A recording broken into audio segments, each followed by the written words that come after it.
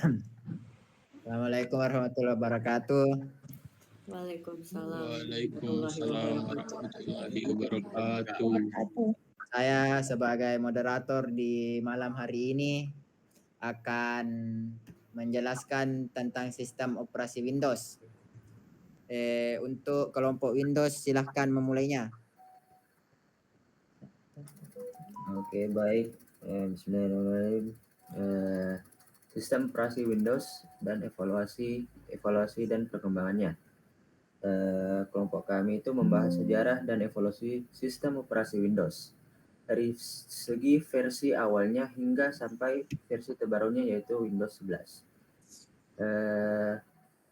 Kita akan menjelajahi fitur-fitur utama setiap versi, perubahan antarmuka pengguna, peningkatan keamanan, dan kompatibilitas perangkat keras.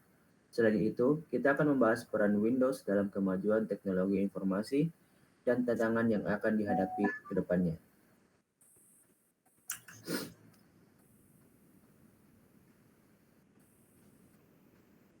Baik, saya akan melanjutkan dari yang telah dibacakan oleh teman saya.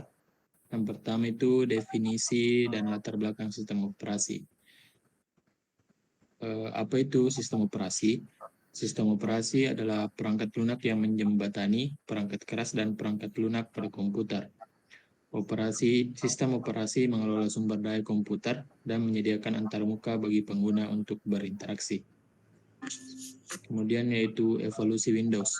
Windows berevolusi dari MS-DOS atau Microsoft Disk Operation System, yang dimana sistem operasi berbasis teks. Windows 1.0 diperkenalkan pada tahun 1985 sebagai perangkat lunak tambahan yang berjalan di atas Microsoft Disk Operation System. Lanjut. Perkembangan Windows. Lanjut nih. Perkembangan Windows dari generasi ke generasi. Yang pertama yaitu MS-DOS atau Microsoft Disk Operation System, di mana sistem operasi ini berbasis teks dan command line interpreter. MS-DOS dirilis pertama kali pada tahun 1981 dan dukungannya dihentikan pada tahun 2000. Sistem operasi ini juga terkenal karena menggunakan antarmuka berbasis perintah atau command line dan menjadi dasar bagi pengembangan sistem operasi Windows. Yang kedua yaitu Windows 1.0, dirilis pada tahun 1985, memperkenalkan teknologi multitasking pada PC. Windows 1.0 mengintegrasikan program tambahan seperti Paintbrush, Write, and Notepad. Windows 1.0 ini memungkinkan pengguna menggunakan mouse dan bekerja dengan beberapa aplikasi secara bersamaan melalui tampilan jendela. Selanjutnya itu Windows 2.x, dirilis pada tahun 1987, mendukung penggunaan kartu grafis VGA atau Video Graphic Array dan prosesor Intel 80268. Windows 2.1 ini memerlukan hard disk agar bisa berjalan.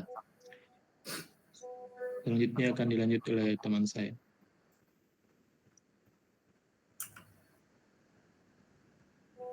Windows 3.x. Windows 3.0 memiliki dukungan grafis FGA yang lebih baik dari GUI yang lebih manis. Windows 3.10 dilengkapi dengan fitur multimedia dan TrueType font.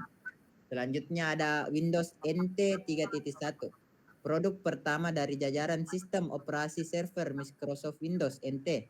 Dirilis pada tahun 1993. Dapat berjalan pada CPU Intel x86, Jack Alpha, dan MBIS 4000. Selanjutnya ada Windows 95. Sistem operasi hibrida 16 bit, 32 bit yang memperkenalkan menu start, Windows Explorer, dukungan plug and play, dan nama file yang panjang. Next. Windows NT 4.0 dirilis pada tahun 1996, menawarkan stabilitas tetapi kurang fleksibel dibanding Windows 95 dan perspektif pengguna desktop. Selanjutnya ada Windows 98, dirilis pada tahun 1998, mendukung FGA berbasis EGB, USB, dan NAT untuk berbagai koneksi internet. Memiliki kemampuan untuk memainkan game dan menjalankan aplikasi multimedia. Selanjutnya yaitu Windows tahun 2000, dirilis pada tahun 2000. Memiliki fitur tambahan seperti Active Dictionary, Image Preview, Plug and Play yang lebih baik, dan Internet Explorer 5.0. Selanjutnya ke teman kelompokku. Windows HP dirilis pada tahun 2001, menjadi sistem operasi yang paling banyak digunakan di seluruh dunia selama kurang lebih 7 tahun. Tersedia dalam berbagai edisi seperti channel dan media center. Selanjutnya, Windows Server 2003 menawarkan fitur seperti platform, net, domain controller server, DNS, DHCP, dan Microsoft IIS. Terdiri dari beberapa edisi seperti Enterprise, Data Center, dan Web Edition. Kemudian, Windows Vista dirilis pada tahun 2007, hadir dengan security yang lebih kuat tetapi mendapat banyak cacian karena kebutuhan spesifikasi sistem yang besar dan masalah kompatibilitas. Selanjutnya, Windows Server 2008. Sistem operasi untuk server dari Microsoft merupakan pengembangan dari Windows Server 2003. Mendukung sistem klien dengan Windows Vista.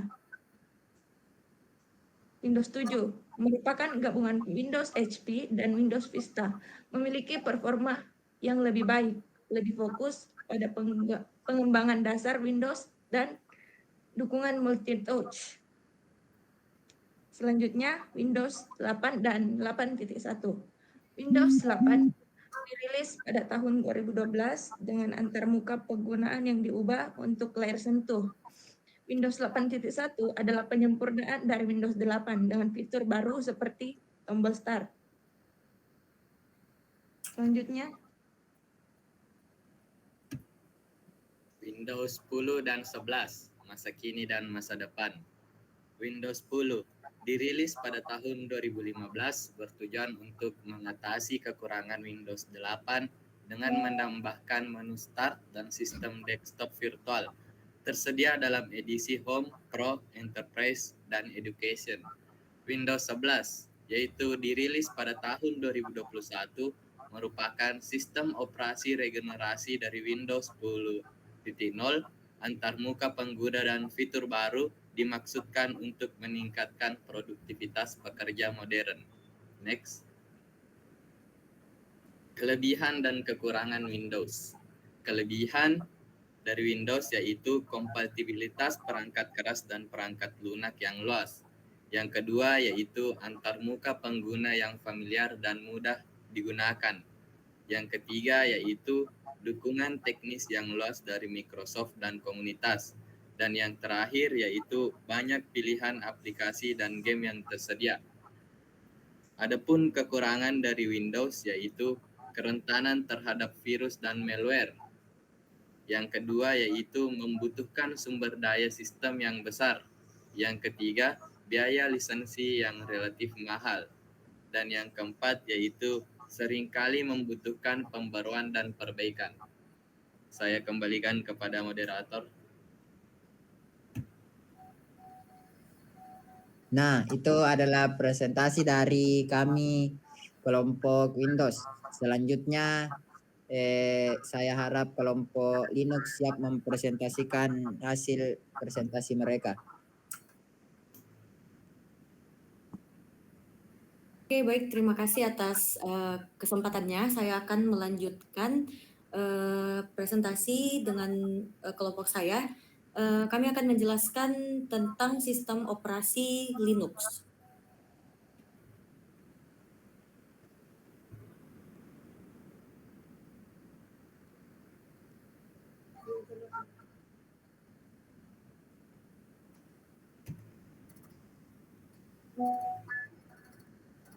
Oke, tolong next. Baik, anggota kelompok kami terdiri dari 5 orang, yaitu saya sendiri, Salvolia Zaira sebagai moderator, kemudian ada Berlian Putri Zulkaidah, dan yang ketiga ada Firnia Nur Fadilah, yang keempat ada Nur Hikmah, dan yang terakhir ada Hilma Raihana Ilham. Next.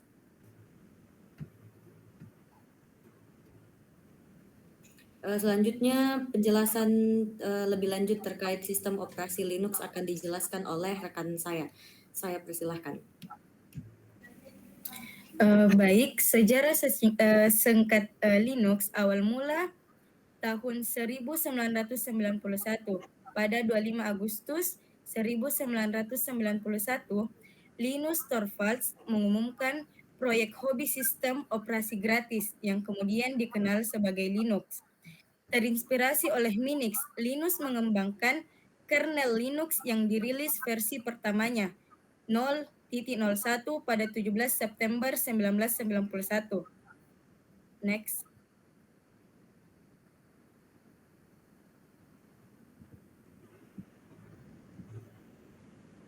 Oke, selanjutnya lisensi dan kontribusi komunitas pada tahun 1992.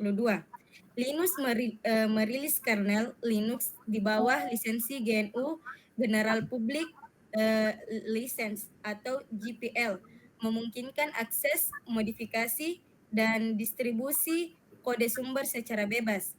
Terus komunitas pengembang global berkontribusi dalam pengembangan Linux, menjadikannya sistem operasi yang solid dan fleksibel. Distribusi Linux berkembang pesat seperti Ubuntu, Debian, dan Fedora. Perusahaan besar seperti IBM, Google, dan Red Hat mengintegrasikan Linux ke dalam produk mereka. Next. Kolaborasi dengan proyek GNU pada tahun 1983. Proyek GNU yang dipimpin Richard Stallman yang bertujuan menciptakan sistem operasi bebas, melengkapi komponen sistem operasi mereka dengan kernel Linux. Kombinasi ini menghasilkan sistem operasi GNU atau Linux. Terus merek dagang dan maskot. Linus Torvalds mendaftarkan Linux sebagai merek dagang di Amerika Serikat. Maskot resmi Linux, Tux, seekor penguin, diciptakan oleh Larry Ewing pada tahun 1996. Next.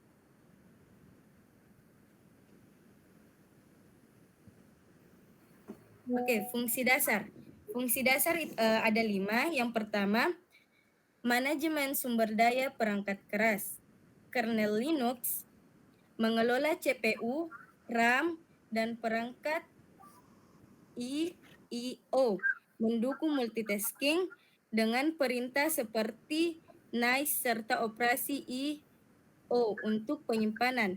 Yang kedua, pengelolaan proses. Linux memungkinkan multitasking dengan mekanisme fork dan penjadwalan berbasis prioritas.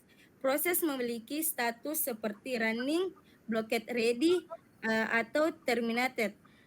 Terus yang ketiga, manajemen memori. Mendukung alokasi dinamis. Malloc, free memory efforts, memory overcommit, dan patch change untuk meningkatkan kinerja sistem.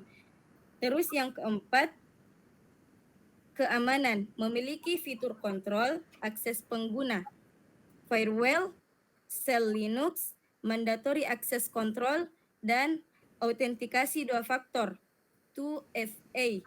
Terus yang kelima, manajemen sistem berkas, menggunakan sistem hierarkis dengan hak akses file untuk keamanan data.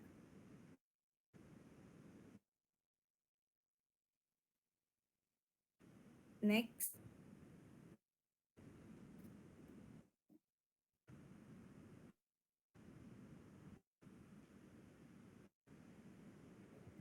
Oke, fungsi khusus. Fungsi khusus juga ada 5. Yang pertama yaitu server, stabil dan efisien untuk DNS, NVS, DHCP, serta virtualisasi KYM.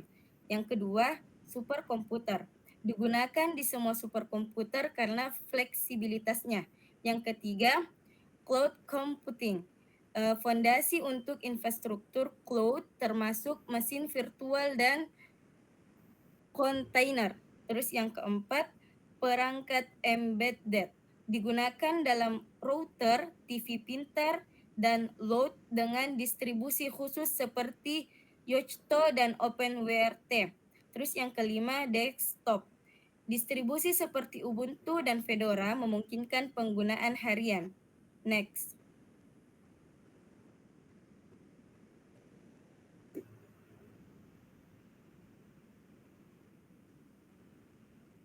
Saya kembalikan kepada moderator. Baik, saya persilahkan rekan saya yang selanjutnya untuk membacakan materi. Jenis-jenis Linux. Yang pertama yaitu Ubuntu.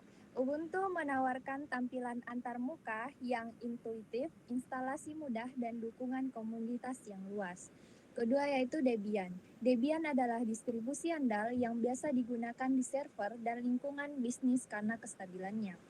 Yang ketiga yaitu CentOS. CentOS adalah distribusi Linux berbasis kode sumber Red Hat Enterprise Linux atau RHEL. Yang keempat, Red Hat Enterprise Linux yaitu RHEL.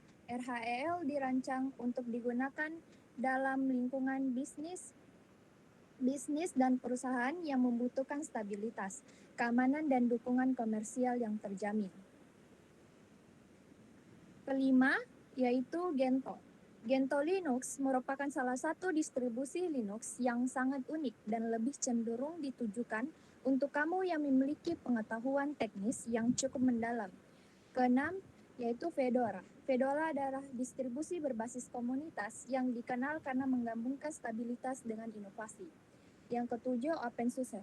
OpenSUSE menawarkan fleksibilitas dan dukungan untuk berbagai jenis penggunaan termasuk desktop, server, dan pengembangan. Yang ke-8 yaitu Linux Mint. Berbasis pada Ubuntu, Linux Mint memiliki tampilan yang mirip dengan Windows dan unggul dalam kemudahan penggunaan. Kesembilan, Manjaro. Gentoo Linux merupakan salah satu distribusi Linux yang sangat unik dan lebih cenderung ditunjukkan untuk kamu yang memiliki pengetahuan teknis yang cukup mendalam. Elementary OS. Fedora adalah distribusi berbasis komunitas yang dikenal karena menggabungkan stabilitas dengan inovasi. Saya kembalikan kepada moderator.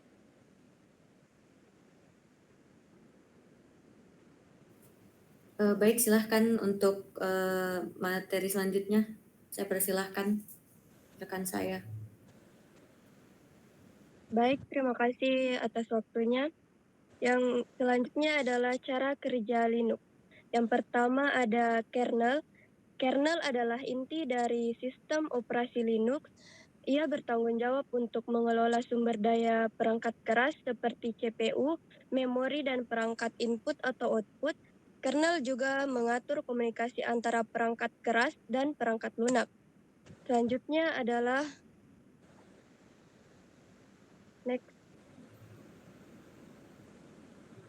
Selanjutnya ada shell. Shell adalah antarmuka pengguna yang memungkinkan pengguna berinteraksi dengan sistem operasi. Pengguna dapat memasukkan perintah melalui Command Line Interface atau CLI atau menggunakan Graphical User Interface atau GUI yang disediakan oleh desktop environment. Next.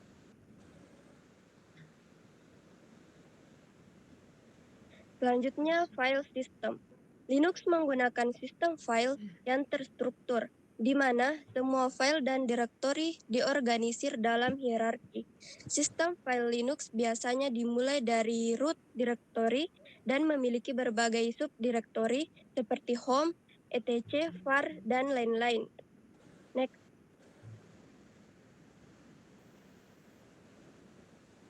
Selanjutnya ada proses. Linux mengelola proses dengan cara yang efisien. Setiap aplikasi yang dijalankan di Linux dianggap sebagai proses, dan kernel bertanggung jawab untuk mengalokasikan sumber daya yang diperlukan untuk menjalankan proses tersebut. Next. Manajemen paket. Linux menggunakan manajer paket untuk menginstal, menghapus, dan memperbarui perangkat lunak. Setiap distribusi Linux memiliki manajer paketnya sendiri, seperti apt untuk Ubuntu dan yum untuk CentOS. Next. Selanjutnya ada fitur-fitur Linux, yaitu eksekusi program, interupsi, mode terproteksi dan supervisor, disk access dan sistem file, networking, graphical user interface, manajemen memori, memori virtual, multitasking, driver device, dan keamanan. Sekian dari saya kembalikan ke moderator.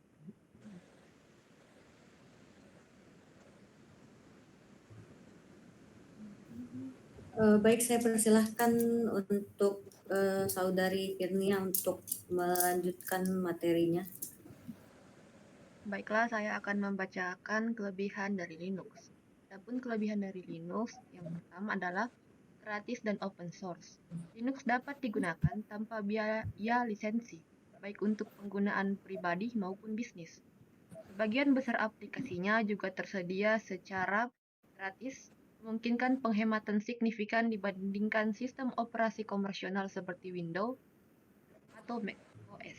Sebagai open source, pengguna memiliki akses penuh untuk memodifikasi kode sumber sesuai kebutuhan mereka, memberikan fleksibilitas yang tinggi. Yang kedua adalah stabilitas dan keandalan. Linux dirancang untuk berjalan dalam jangka waktu lama tanpa mengalami crash atau membutuhkan ribot. Sistem ini mampu mengelola sumber daya dengan efisien, menjadikannya pilihan utama untuk server dan superkomputer. Yang ketiga adalah performa cepat dan efisien. Linux memiliki performa tinggi, mulai dari proses instalasi hingga penggunaan aplikasi. Sistem ini juga efisien dalam mengelola sumber daya perangkat seperti RAM dan CPU, sehingga ideal untuk perangkat dengan spesifikasi rendah. Yang keempat adalah fleksibilitas dan kostumisasi. Pengguna dapat memilih distribusi Linux sesuai kebutuhan, misalnya Ubuntu, Fedora, dan Debian, serta menyesuaikan tampilan antarmuka dan aplikasi yang digunakan.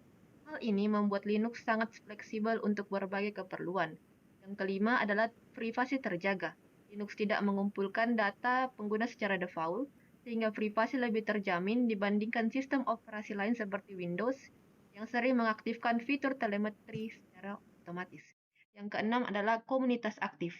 Dengan komunitas besar, memungkinkan pengguna mendapatkan bantuan teknis melalui forum online atau dokumentasi resmi yang tersedia secara luas. Next. Kekurangan dari Linux. Adapun kekurangan dari Linux, yang pertama adalah ketersediaan software terbatas. Banyak aplikasi populer seperti Adobe Photoshop atau Microsoft Office tidak tersedia secara resmi di Linux. Meskipun ada alternatif seperti Gim atau LibreOffice, beberapa pengguna mungkin merasa kesulitan karena keterbatasan fitur dibandingkan versi komersial. Yang kedua adalah kompatibilitas perangkat keras. Tidak semua perangkat keras memiliki driver yang kompatibel dengan Linux. Beberapa produsen perangkat keras tidak menyediakan dukungan resmi untuk sistem operasi ini sehingga pengguna harus memastikan kompatibilitas sebelum instalasi. Yang ketiga adalah kurva pembelajaran yang curam. Linux seringkali memerlukan penggunaan command line untuk tugas tertentu seperti instalasi software atau konfigurasi sistem. Hal ini bisa menjadi tantangan bagi pengguna baru yang terbiasa dengan antarmuka grafis seperti di Windows atau Mac OS. Yang keempat adalah fragmentasi distribusi. Banyaknya distribusi Linux dapat menyebabkan kebingungan bagi pengguna baru serta masalah kompatibilitas antar distribusi dalam hal aplikasi atau format paket tertentu. Yang kelima adalah dukungan gaming terbatas. Dukungan untuk game di Linux masih kalah dibandingkan Windows. Meskipun terus berkembang melalui platform seperti Steam dan Proton, beberapa game mungkin tidak berjalan optimal di Linux. Dan yang terakhir adalah layanan dukungan berbayar. Meskipun sistem operasinya gratis, dukungan teknis profesional seringkali memerlukan biaya tambahan jika pengguna membutuhkan bantuan langsung dari penyedia layanan resmi seperti Red Hat atau SUSE. Baik, saya kembalikan kepada moderator.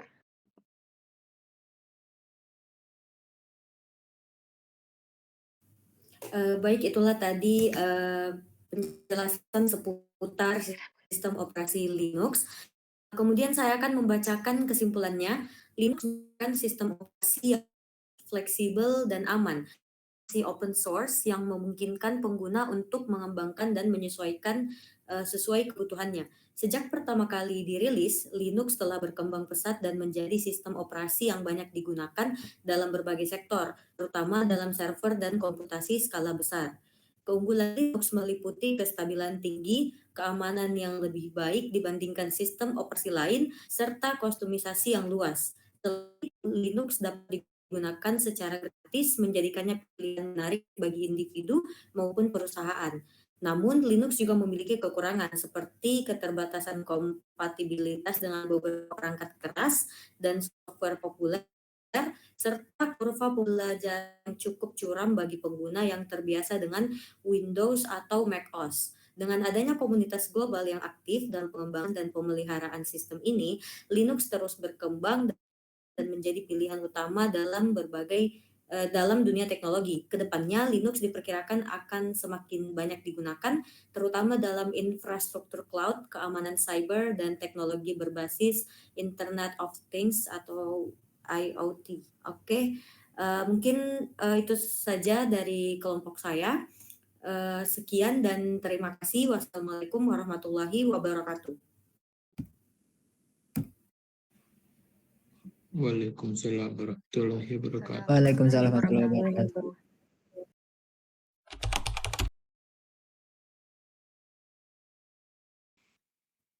Baik, itulah tadi hasil pemaparan materi dari kedua kelompok. Selanjutnya kami akan membuka sesi diskusi bagi yang ingin mengajukan pertanyaan mengenai sistem operasi Linux atau sistem operasi Windows. Saya persilahkan.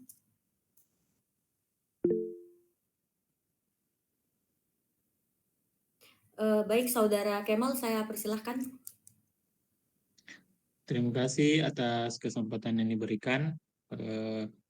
Berdasarkan materi yang telah dijelaskan oleh kelompok 1, yaitu mengenai sistem operasi Linux.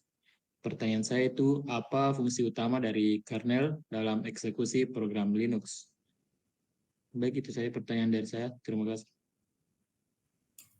Baik, terima kasih atas pertanyaannya. Saya akan langsung menjawab apa fungsi utama dari kernel dalam eksekusi program di Linux. Terdapat beberapa fungsi utama dari kernel dalam eksekusi program di Linux, yaitu yang pertama ada manajemen proses. Kernel menciptakan dan mengelola proses, termasuk mengalokasikan sumber daya seperti memori dan CPU untuk setiap proses. Kemudian ada penjadwalan. Kernel menentukan prioritas proses dan memastikan proses dijalankan secara efisien dalam sistem multitasking. Dan kemudian dari saya terakhir itu ada eksekusi program. Kernel membuat program ke dalam memori, menjalankannya dan memungkinkan program berinteraksi dengan perangkat keras. Mungkin itu kalau dari saya. Apakah dari rekan kelompok saya ada yang ingin menambahkan? Baik, saya ingin menambahkan terkait fungsi utama kernel dalam eksekusi program di Linux, yaitu ada pengelolaan memori. Kernel mengatur memori yang digunakan oleh program untuk mencegah konflik antar proses, yang intinya kernel itu berfungsi sebagai penghubung antara perangkat keras dan perangkat lunak untuk memastikan program dapat berjalan dengan baik. Baik, itu dari saya, sekian. Baik, itu mungkin jawaban dari pertanyaan Saudara Kemal. Apakah jawaban kami sudah cukup untuk menjawab pertanyaan dari Kemal? Terima kasih atas jawaban yang telah diberikan oleh kelompok 1 tentang fungsi utama dari kernel dalam eksekusi program di Linux? Jawabannya cukup memuaskan dan bisa menjawab rasa penasaran saya. Terima kasih. Baik, mungkin tadi selanjutnya bisa dilanjutkan. Apakah ada yang ingin mengajukan pertanyaan seputar sistem operasi Linux atau Windows?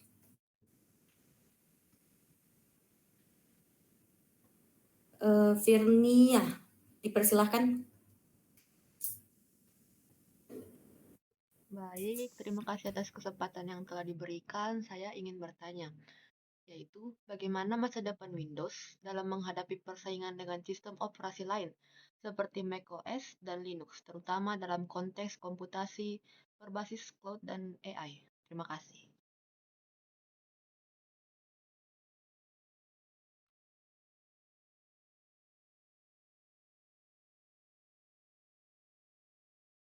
Baik, mungkin itu tadi pertanyaannya ditujukan kepada kelompok 2 ya, sistem operasi Windows.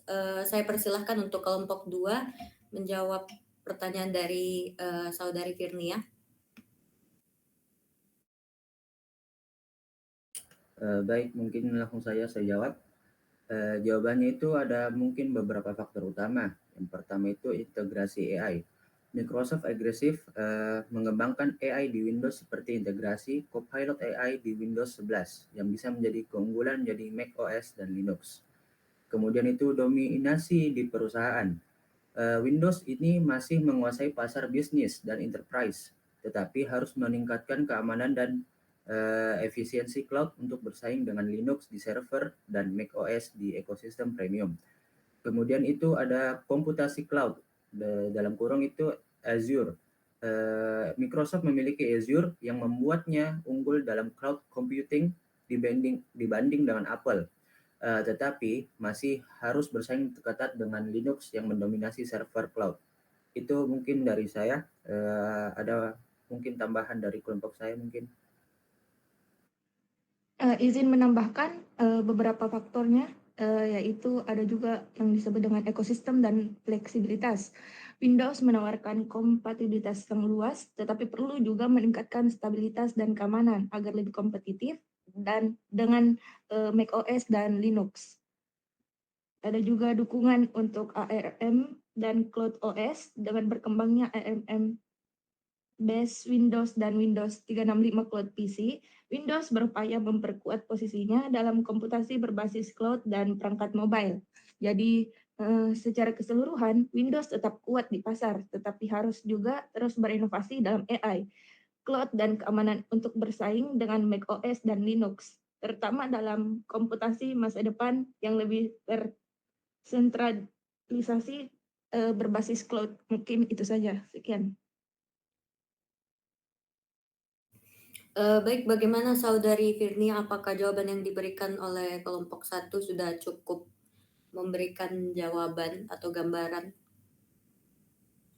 Terima kasih atas jawaban yang telah diberikan. Jawaban yang diberikan cukup untuk menjadi sebuah pertimbangan dalam memilih Windows. Terima kasih. Baik, mungkin masih ada yang ingin mengajukan pertanyaan. Dipersilahkan.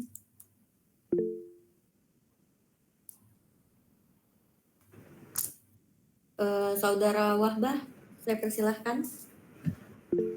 Baik, terima kasih atas kesempatannya. Saya ingin memberikan pertanyaan kepada kelompok 1 yaitu sistem operasi Linux. Pertanyaan saya yaitu mengapa programmer lebih memilih menggunakan Linux daripada Windows? Sekian pertanyaan saya.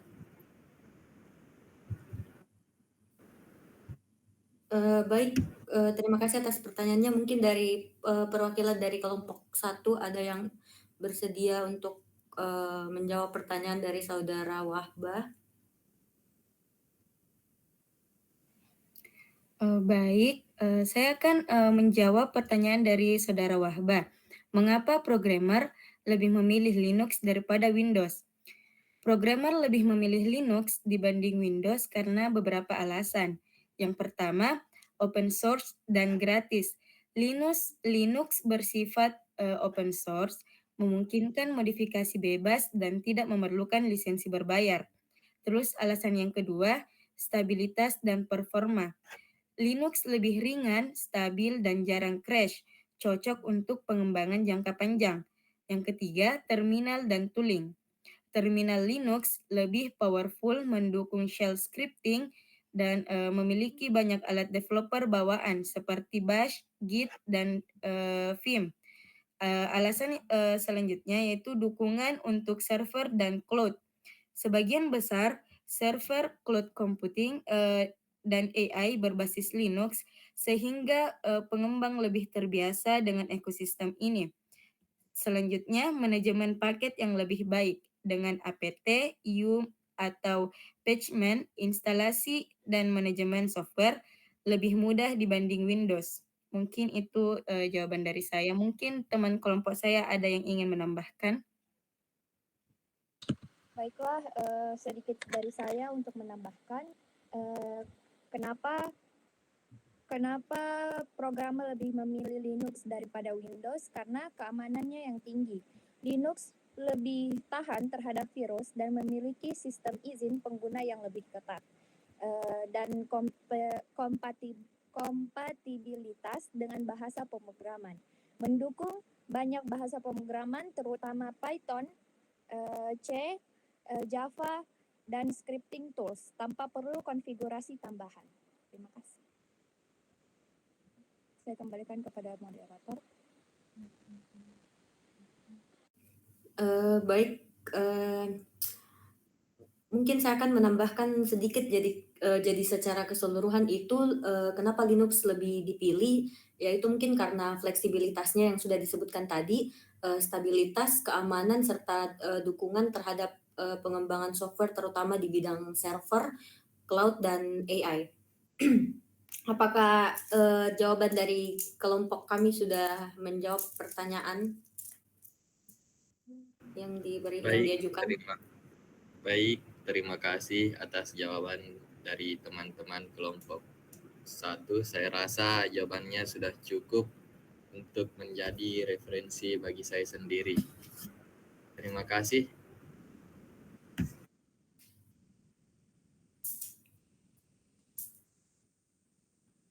Baik, mungkin sudah tidak ada lagi yang ingin mengajukan pertanyaan seputar sistem operasi.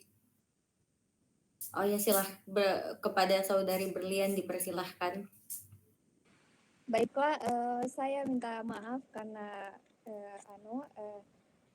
saya ingin bertanya, mengapa Windows lebih baik untuk gaming? Bisa dijelaskan? Saya akan menjawab pertanyaan dari Saudari Berlian. Berikut beberapa alasan mengapa Windows lebih baik untuk gaming. Yang pertama ada kompatibilitas perangkat keras, yaitu ada dukungan perangkat keras yang luas. Windows memiliki dukungan yang luas untuk berbagai perangkat keras gaming termasuk kartu grafis Nvidia dan AMD serta prosesor Intel dan AMD. Yang kedua ada pembaruan driver yang cepat. Windows memungkinkan pembaruan driver yang cepat dan mudah, sehingga pengguna dapat memanfaatkan fitur terbaru dan perbaikan kinerja. Selanjutnya ada kinerja dan optimasi, yaitu kinerja yang lebih cepat. Windows dirancang untuk memberikan kinerja yang lebih cepat dan responsif, sehingga pengalaman gaming menjadi lebih lancar dan menyenangkan. Yang kedua ada optimasi untuk gaming. Windows memiliki fitur-fitur yang dirancang khusus untuk gaming seperti Windows Game Bar, Windows Game Mode, dan DirectX yang membantu meningkatkan kinerja dan pengalaman gaming. Siapa tahu ada tambahan dari Kakak Pasha? Saya akan menambahkan jawaban dari Saudara Arun. Selanjutnya itu komunitas dan dukungan. Komunitas gaming yang besar, Windows memiliki komunitas gaming yang besar dan aktif, dengan banyak pengguna dan developer yang berbagi pengalaman, tip and trick. Yang kedua itu dukungan dari developer. Banyak developer game yang merilis game mereka di platform Windows, sehingga pengguna memiliki akses ke berbagai game terbaru dan terpopuler. Kemudian itu fleksibilitas dan kustomisasi. Fleksibilitas dan dalam konfigurasi Windows memungkinkan pengguna untuk mengkonfigurasi sistem mereka sesuai dengan kebutuhan gaming mereka, termasuk memilih kartu grafis, prosesor, dan perangkat keras lainnya. Kedua itu kustomisasi antarmuka. Windows memungkinkan pengguna untuk mengkustomisasi antar muka mereka, termasuk memilih tema, mengatur layout, dan menambahkan widget dan aplikasi. Dengan demikian, Windows menjadi pilihan populer bagi para gamer karena menawarkan kompatibilitas perangkat keras yang luas, kinerja yang cepat, optimasi untuk gaming, komunitas yang besar, dukungan dari developer, dan fleksibilitas dalam konfigurasi dan kustomisasi antar muka.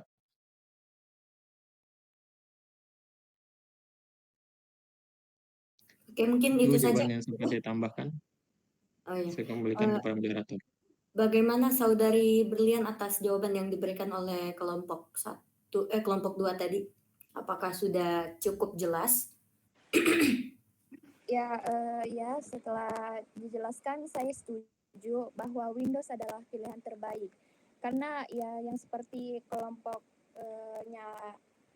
kelompoknya performanya itu lebih baik dan kompatibilitasnya dalam hardware dan gaming itu terbaik. Oke, terima kasih. Saya kembalikan kepada moderator. Baik, mungkin sudah cukup ya pertanyaannya. Tidak ada lagi yang ingin ditambahkan atau tidak ada lagi yang ingin ditanyakan.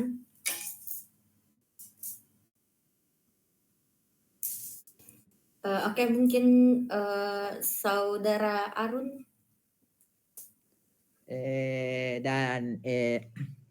Setelah sisi diskusi ini, kita bisa menarik kesimpulan antara perbedaan signifikan antara Windows dan Linux. Yang pertama itu gratis dan berbayar. Windows biasanya berbayar, kamu harus beli lisensi untuk menggunakannya. Sementara Linux gratis, kamu bisa download, install, dan pakai tanpa bayar. Selanjutnya itu ada di keamanan. Ya, di mana Linux lebih aman dari virus karena sistemnya tertutup untuk perubahan. Sementara Windows lebih rentan kena virus atau malware karena banyak orang yang pakai. Selanjutnya yang itu ada di softwarenya. Software Linux banyak yang menggunakan software gratis yaitu open source. Sementara Windows punya banyak software populer tapi berbayar. Dan yang terakhir ada di komunitas, di mana Linux punya komunitas besar yang suka membantu karena mereka open source. Selanjutnya ada Windows, ya, yang itu komunitasnya memiliki dukungan resmi dari Microsoft. Itu saja kesimpulannya, yaitu jika kalian ingin menggunakan Linux, kalau kalian lebih suka open source, silahkan gunakan Linux. Tapi jika kalian ingin mudah, gampang, dan banyak uang, pilih saja Windows. Itu kesimpulan dari diskusi yang berhasil kami tarik. Saya kembalikan ke moderator. Baik, terima kasih Saudara Arun atas penjelasannya. Itu mungkin sudah dapat dipahami ya, tadi jelas perbedaan yang signifikannya antara sistem operasi Linux dan Windows. Yang saya sempat tangkap terakhir itu dia bilang kalau misalkan kalian lebih suka bereksperimen atau mau sistem yang ringan, mungkin bisa pilih Linux. Tapi kalau misalkan lebih nyaman, kayak untuk lebih nyaman main game atau pakai software populer kayak Microsoft Office, itu mungkin lebih prefer Windows. Jadi mungkin itu saja hasil dari diskusi kami hari ini. Terima kasih. Saya selaku perwakilan dari kelompok 2 mengucapkan terima kasih banyak juga, kelompok 1 mengucapkan terima kasih juga kepada kelompok 2 atas partisipasinya.